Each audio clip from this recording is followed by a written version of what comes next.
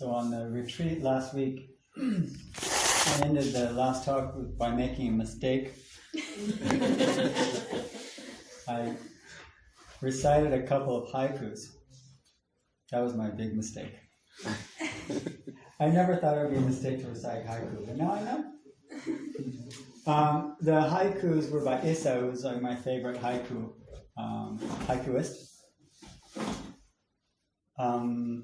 From the 1760s. Excuse me. And the first one was 49 years walking around, wasting time, autumn evening. And the second one, a page later in his collection, is 50th birthday. Under the clear blue sky, everything is pure profit. And I'm wondering if he actually wrote them one day after the next. That's what I'm hoping, is that he wrote them one day and then the next day he wrote the next one. And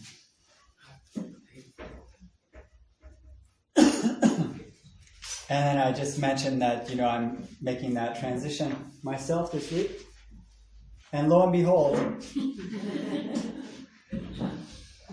it was meant to emphasize the haiku. And then I see some faces I haven't seen before in a while. And how lovely. It was worth a haiku.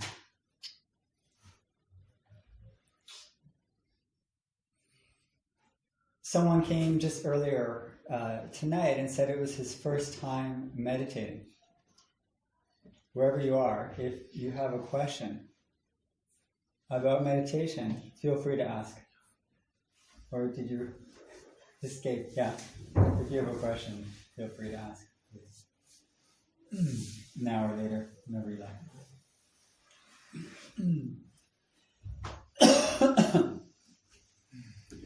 So inevitably, I was thinking this week about cycles and processes. More significant is the fact that we've been meeting for 16 years, which is really quite a significant achievement as a Sangha. That really is quite strong, and we should appreciate that very deeply. But I was reading this one very not well-known sutta of the Buddha, one of the Buddhist suttas, and I'll read more of it tomorrow in Tel Aviv, but I just want to summarize that the Buddha was walking by, and he overheard a couple of monks who were talking, and what they were talking about, the discussion was how the wonderful and amazing qualities of an enlightened one, of a Buddha. And the qualities they listed, I heard this about the Buddha, I heard this about the Buddha, and a lot of them were about his birth. Like I said, that when he was conceived, these gods came down and protect his mother. And when he was conceived, his mother was suddenly ethical and she never did anything wrong. And when he was conceived, she didn't feel any pain when she gave birth. When she gave birth standing up. There are no problems. The heavens opened up when he was born, and there was a warm bath from heaven that bathed him. And then the next one was, well, I heard that when he was born, he actually was born with no blood or anything. He just was born clean, totally fine. And then the next one said, oh yeah, well, I heard that when he was born, one of the amazing things is that he stood up right away, he walked 7 paces, and he turned in each direction and said, I'm the greatest. I'm the most enlightened being in the world, and there's none other. And it went on like that. And the Buddha, in his talk, he addressed everybody and he said, so, I heard you guys were talking about this. He actually said, what was that conversation about? He was interested. And they recited it for him. And he said, well, you know what? There's one amazing and miraculous quality that you should know about the Buddha. And here's what he said, and I'll just share it with you. So Ananda, he says, you should also remember this as an incredible and amazing quality of the realized one. Is that the realized one knows feelings as they arise, as they remain and as they go away. He knows perception as they arise, as they remain and they go away. He knows his thoughts as they arise, as they remain and they go away. This you should remember as an incredible and amazing quality of the realized one. And that pretty much sums it up. If you're really looking for what the most amazing quality is of a human being, a fully realized human being, is that you are aware of the moment-to-moment impermanence in your own mind, in your own perceptions, in your own thoughts. It's not so much, and this is what I try to emphasize, is we're not pushing away thoughts. You don't have to push them away. You just have to kind of notice that they go away on their own. You don't have to get involved in the struggle. It's the struggle to be a certain way that makes them stronger. But fully appreciating, that deep appreciation of that miraculous quality, that you can turn your mind to your mind. You can be aware of mind. You can be aware of body, of perceptions. And not just, I'm feeling this, and so you identify with it. He was saying it, you know what? It's not that I'm feeling this. It's that this is happening. They arise, they remain, and they pass. And being able to know that is an amazing and miraculous quality of the realized one. It's not more than that, but it's not less than that. That is enough. Do we realize that moment by moment? That's an amazing thing, and a quality of an awakened mind. Awakened just means you're not fooled by appearances. Suzuki Roshi says, you're not fooled by things. You're not deceived. Fooled by things means that you think they're permanent. And when you think they're permanent, we identify with it, either with attachment or aversion. But when it's not permanent, when we see the change, when we understand deeply the true nature of impermanence, not as a negative thing, but hey, this is life. This is me. When we gracefully acknowledge it in our mind, moment by moment, in the years as age passes, in the world as things arise and things pass, then naturally we become more free. It's just a natural thing by knowing nature. And you know nature by observing your nature. Your human nature is the essence of impermanence. That's the miraculous and, amazing quality of an enlightened, a realized one. Right? You know yourself. And that's Dogen saying to study the Buddha way is to study the self. And to study the self is to forget the self. Because when you see the impermanence, what then are you going to identify with as me and mine? It doesn't mean you don't exist. It just means you're not so attached to I exist like this. Or he or she exists like that. They also, too, have the same nature of change. And that helps us be a little less judgmental. Because everything is, a temporary rising of causes and conditions that are in the process of change as we view them. So who are we judging anyway? It makes things a lot easier. It truly does. And it all comes down to that miraculous and amazing quality of just looking at your thoughts as they arise, remain, and pass. Your perceptions, your feelings, your sensations. Those are, in essence, what the Buddha laid out as the 4 foundations of mindfulness in the Satipatthana Sutra. And he just went over them right now. And that's an amazing thing. It really is. And that, I don't want to under or overstate it. It's pretty much all you need. It's all you need. But it's a lot to practice. Right? Because we so much want some external security. My house, my spouse, my job, my situation, my Sangha. We want that to give us some sense of self. But everything is in the nature of change. It doesn't mean we, let go of it before it changes. But it helps us to let go of it when it changes.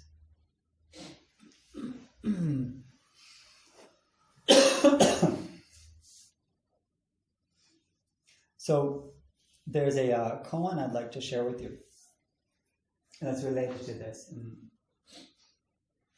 I'll try to understand how with you. there was a monk, a famous monk in the 700s in China named Deshan. Excuse me. And Deshan was traveling across China because he wanted to visit a certain area. There was a big split at that time between northern and southern China in terms of the teachings. And it also reflected in terms of how they practiced koans or, just sitting, long meditation. And they had different ideas and philosophies of whether you have a gradual enlightenment or whether you have sudden enlightenment. And you know what? Even though they were all like good Buddhist practitioners and they fought and argued and debated and they didn't get along. So he was so sure of himself. He was traveling to the other side of China to prove them wrong. That was his goal. He was like a top monk. He was going to show them that he was right. And he was walking with a big set of books, which mainly was the Diamond Sutra, which was a long sutra in the Mahayana tradition. He's walking along the road, and he stops by a tea cellar, and he asks for some tea. And the old woman looks at him, about to get the tea, and she said to him, "What do you got there in your bag?" He said, "Oh, it's the Diamond Sutra." She said, "Oh, in the Diamond Sutra it says that the past mind is ungraspable, the present mind is ungraspable, and the future mind is ungraspable. With which mind did you order the tea?" He was stunned into silence.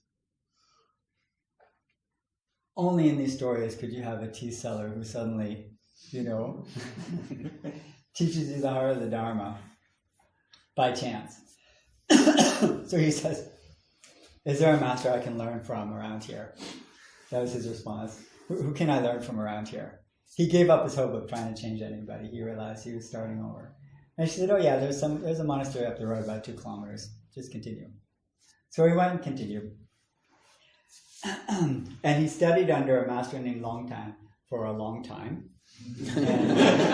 It's true. His name is Longtan.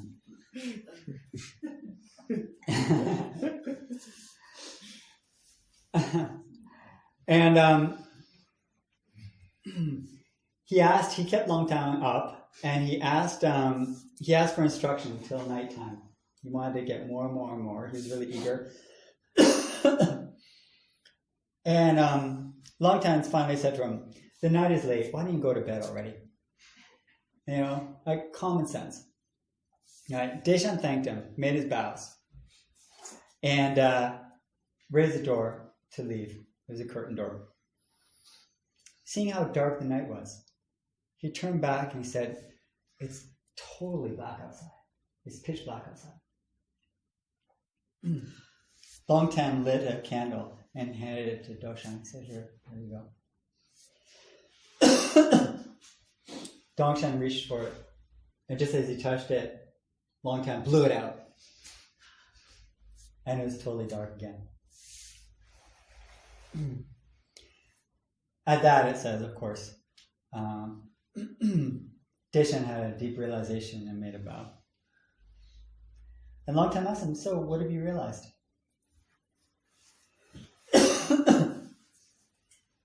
He said, "From now on, I'm not going to doubt the words of the master. I'm not going to doubt the words of the master from now on."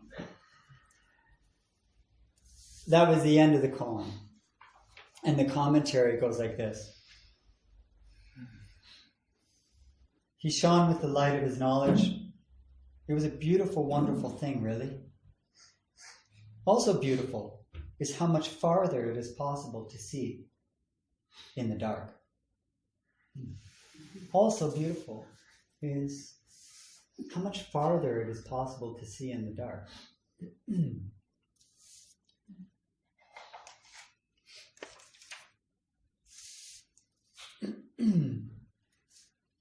So when we blow out a candle, or when we turn out the light, or when we go out into the darkness, or when we just don't know, or we feel like, I don't know what I'm doing, or perhaps we have lots of doubts about our own practice, our own abilities, our own miraculous and amazing qualities to be fully realized, and it just seems like it's pretty dark out.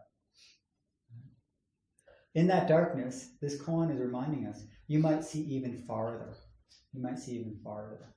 Because when something is clear and bright and light and the way seems set, that's a really stable and secure thought.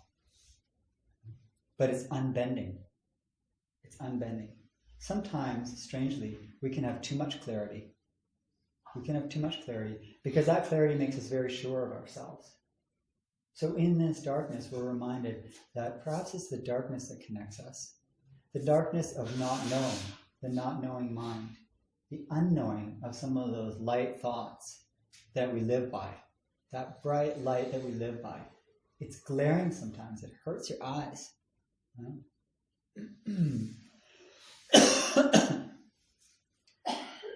If you can just blow out that candle for a moment before you relight it, and remember, it's okay not to know sometimes. It's okay not to know even what your next step is. Because there can be a deep seeing in the unknowing. That's a place of not only not knowing yourself, but not knowing others. Because if we know others in the world very well, then we're kind of done. We're finished. That's the expert's mind, what Suzuki Roshi says. In the expert's mind, there are a few possibilities. Beginner's mind, many. That blowing out of the candle was an expression of beginner's mind. It's saying no matter how much you know, no matter how far you've gone on the path, you still need to blow out the candle. Right? You have to go back to that unknowing. That's what retreat is, in essence. Is retreating from our ordinary life so that we can say, you know what, everything I'm living by, I'm pausing. I'm going to press pause on all of these rules that I live by. I'm not going to, abandon them. I'm retreating. Whether it's an evening, whether it's a morning meditation, whether it's a week or a weekend, that retreat time is simply blowing out the candle.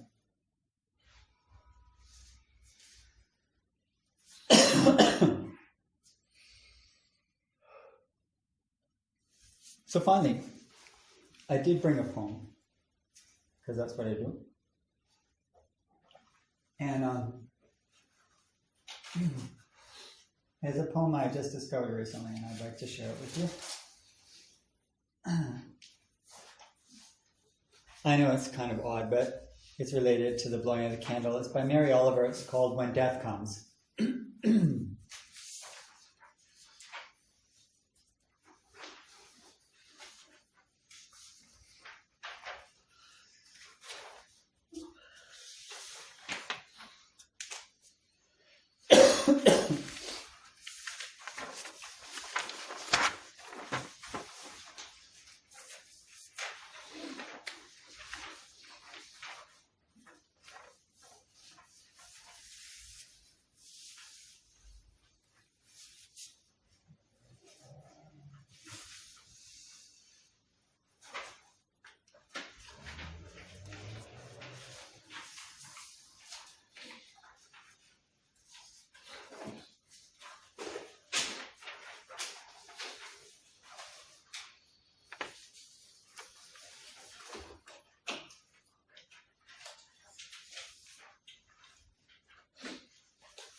Out there enough.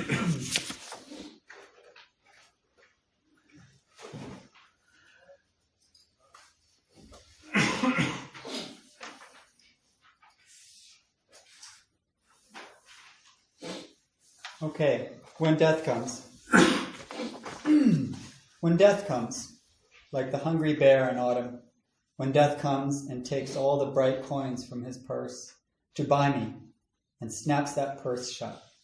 When death comes like the measlepox, when death comes like an iceberg between the shoulder blades. I want to step through the door full of curiosity, wondering, what is it going to be like, that cottage of darkness?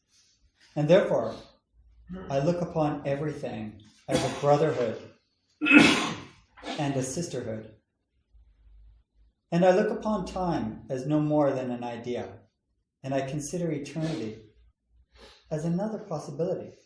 And I think of each life as a flower, as common as a field daisy, and as singular, and each name a comfortable music in the mouth, tending as all music does, towards silence, and each body a lion of courage, and something precious to the earth, When it's over, I want to say, all my life, I was a bride married to amazement. I was the bridegroom, taking the world into my arms. When it's over, I don't want to wonder if I've made of my life something particular and real. I don't want to find myself sighing and frightened or full of argument. I don't want to end up simply having visited this world. When death comes. And in that darkness, that's where we understand, as she put it, everything is a brotherhood and a sisterhood. It's in that darkness. When we remember that not only am I going to die, but everyone and everything. Everyone and everything. Then it creates a sort of brotherhood and sisterhood. We get upset, but when you know someone's going to die, you get upset a little less. Just like when you learn somebody has a terminal illness and they happen to be angry. Well, you forgive the anger a little more, don't you? You're a little more tolerant and patient. Well, the truth is everybody has a terminal illness. So knowing that, we can already become more patient and tolerant and find the brotherhood and sisterhood while we're here. Because for everyone, it's when death comes. And we just don't know when. And that's the true not knowing. The true not knowing.